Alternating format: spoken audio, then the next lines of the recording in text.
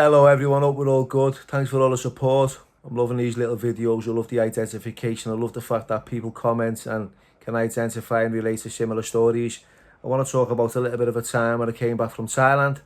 I got transferred from Bangkok to Wandsworth. Yeah, freezing cold. It was March the 31st. I landed in Wandsworth. I come from a country that was 40 degrees heat. I'd slept on the floor for over 3 years. Now I'm in Wandsworth. Yeah, the pipes are on. I'm lying on the floor because I'm not used to the bed, and I'm hugging the pipes because it's so cold. The screws are looking in the flap. So for the first 3 weeks I'm on the floor, they're looking at me. You're okay? Why don't you get up? Why don't you get in the bed? But I felt better on the floor. I was just conditioned to live that way, and I had done for so long. I did eventually progress to jumping into a bed after he gave me a job on the cleaners. So I'm on the cleaners, I'm on A-wing, and then one morning one of the screws looks and he goes, "Mo, do you have salt and pepper here?" I said, yeah, why? He said, "Can you hide it quickly?" And I laughed and then shut the door. So I'm scratching my head. I'm like all baffled. What's going on here? I couldn't make heads or tails of what was happening. 10 minutes later, the door opens. This big lump comes in. He's got a net on him like a medicine ball. He's got a look on him like he's chewing a wasp. And I think, whoa, who's this here? Who he threw in here with me? So anyway, he's going on the top bunk. I was in 2 minds whether to give him the bottom bunk. 40 yards. Should I give him the bottom bunk and fluff his pillow up and make him feel really welcome? But no, I just thought, who's this fella here? You know, why are they asking did I have any salt and pepper? So I was saying to him today, "Mate, you alright? Where are you from?" "From London." I said, "Alright." I said, "Before you came in, the screws come to my cell and asked me did I have any salt and pepper." And he's going, "No, mate, not again, mate, not mine." All the time. So this kid is just being repatriated from Spain. Right, so I said, "Well, why are they saying that, mate?" So he began to tell me the story that he'd been arrested in Spain and he was called the Costa Cannibal. So apparently, or allegedly, he killed some bird, right? Chopped her up and allegedly ate her. Yeah, it was all over the papers. It was a big story, you know, when he'd been nicked. He ended up getting, there was no body to be found. I don't know whether he did eat it or he dumped it somewhere, but it was just a mad scene. I couldn't stop laughing when he was selling me, because all I was thinking was like, oh my God, am I going to wake up with half a foot? You know what I mean? I'm going to wake up with him chewing on my fingers. But yeah, he was alright. We didn't really get on, to be honest, yeah, and he knows why, because I was trying to stop using drugs, and, you know, come in the pub one day and there he is with a mate smoking heroin, and I'm fuming. I'm like, you know, get out the pad. You know, you're not doing that in here. And he was arguing back. We had a little bit of a fallout, but I was only protecting myself. That's the truth. You know, I wasn't asked what other people do. You can go and smoke your drugs, you can go and drink your oots, you can do what you want, but please do it somewhere else. I was desperately trying to get my life on track, and I didn't know how to. And it wasn't going to be any help if he was at it. So we fell out. He didn't like it. Called me all the names under the sun, and we moved on. Nothing ever happened after that, right? But I've had a few scenes like that, you know, and you know, so the Costa Cannibal, what a mad one, eh? You know, you can Google him and you'll probably read all about him. But he was one of my pad mates. I remember going back now, on reflection, going back to Walton. You know, one of the times when, you know, I'd never get bail, I was always remanded. I'd always go in a mess, in a terrible state. And I got on this pad with this kid, he was getting parcels. So I had a touch because I never had none. No one was coming up to see me. I'd never get nicked and have a parcel plugged. You know, I wasn't that lucky. So he's getting gear in. We're having you know, we're getting on well. And as pad mates, you know, we're keeping it quiet. So, you know, we're keeping our habit going. He goes to court. I've got a number of his mates. He says, "Look, ring me mate, tell him I'm in court." And I'll see you later on. That night, he doesn't come back to pad.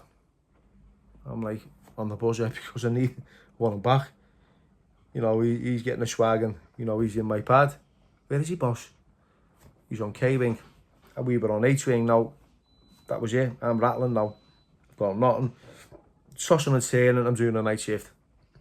That song used to come on as well all the time on the radio. It's going to be a long night. It's going to be alright on the night shift. Oh, mate, it was a nightmare.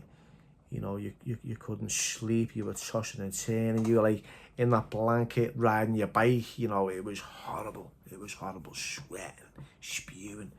You know, I wouldn't recommend anyone, you know, smoking that devil's dust. It was horrible. Anyway, I got this number, right? So I concoct this plan. Right? I think this is his mate. This is the kid who's bringing in the parcels. And we're going to get a sorted out of it.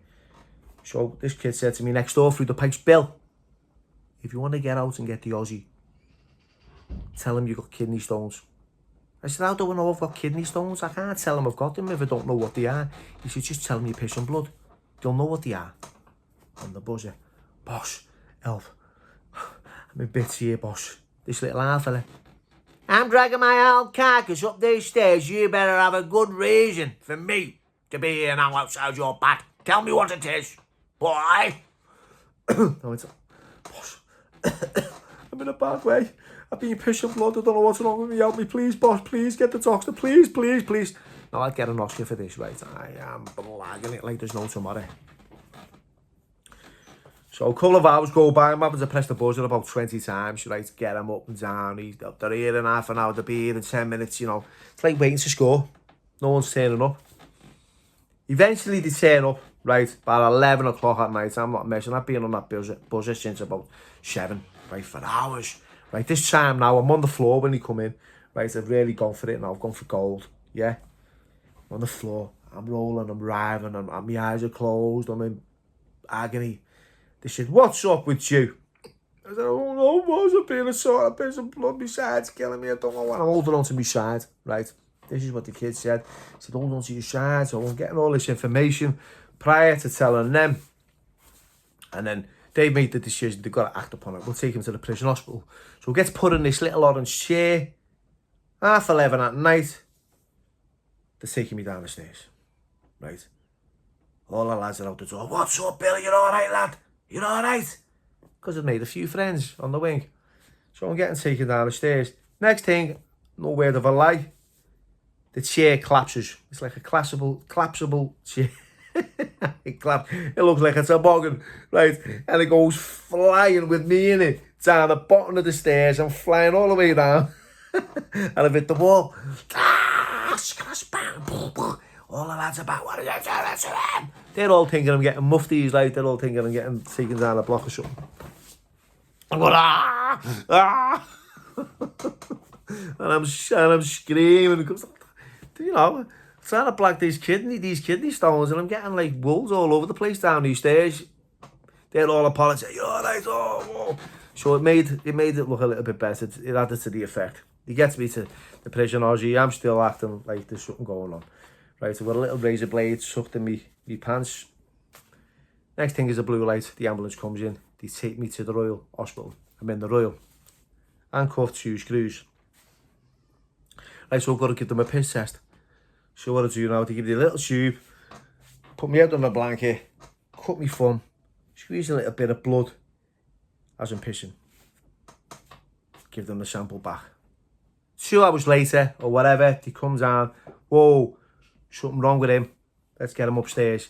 Gets me upstairs, makes arrangements for the bed to go to Fazakli. Gets to Fazakli. Right, so I've got the screw. Mr. Muscle, he was one of the watchers. They used to have this little chain on you when you go to the toilet. So you go to the toilet on this little chain. Bring you back. So I'm in the bed. Right, I'm still rattling, right? I'm on the second day. I've got this phone number of this kid who used to get the parcels. So I think, okay, I'll phone him up. He said, boss, can I phone me family? Can I phone someone? Okay, no problem. Gets a phone call. Phones this kid. Lad, it's me. Blah, blah's mate. Yeah, I'm here in Fashakli and blah, blah. He said, all right, lad, we'll come up and see you tomorrow. Nice one. right? This kid doesn't know that I've rung them, by the way, right? I'm in a pad in this hospital. Next day, get to visit these two lads. Big bag of munchies. I'm over the moon. Right, monster lot. Bars of chocolate. But most of all, I've got a parcel there for me, an eighth of Bobby. Gets it to me, no problem. A few birthdays, bit of foil. I'm laughing. Right, see you later, lads. Don't forget to give that to the kid, right, Bill? Sound, yeah? He's getting it. I'm going back tomorrow. So, first things first, they get off. Mr. Muscles sitting there in the corner reading his paper. Back then, he had no phone, so they weren't on the old Google. I said, boss, gotta go to the toilet. Yeah. I said, I've been there a while because I don't feel too well. I'm constipated. No problem. Just go in the toilet. You just let us know when you finish. I'll put this chain on you. You just walk in, right? You'll be okay. Goes in the toilet, sits down. I'm flying. Things are good. I want to go back now. Gets back to the bed. Doctor comes round the next day. How are you? I'm okay.